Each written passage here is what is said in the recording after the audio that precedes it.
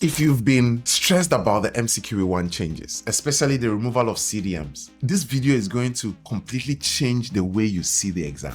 Because once you understand how CDMs were actually marked, you realize something very, very important. The removal of CDMs is not a loss to you per se, it's rather an opportunity if you adjust your strategy correctly.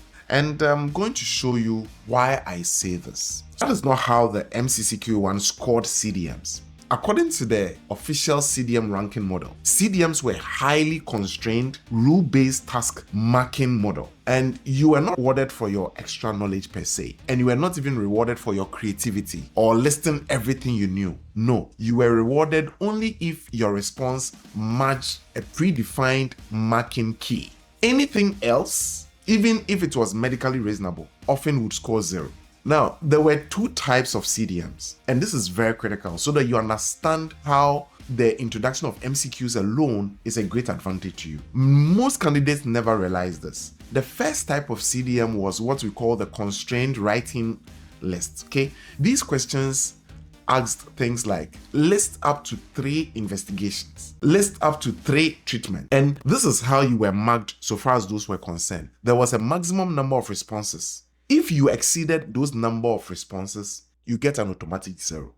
That was the CDM marking model.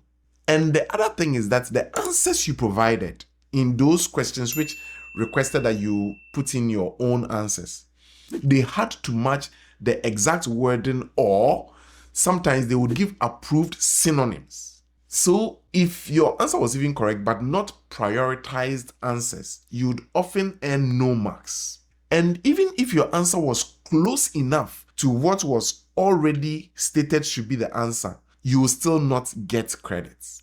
Now, you were also going to be punished if you overlisted answers, if you were overthinking, or if you practice what I call defensive medicine.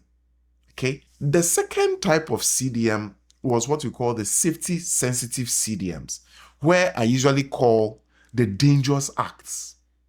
Some CDMs included a dangerous act column, and the dangerous act column was defined as any action or inaction which is likely to cause death to the patient, loss of limb to the patient, or put the patient in imminent danger.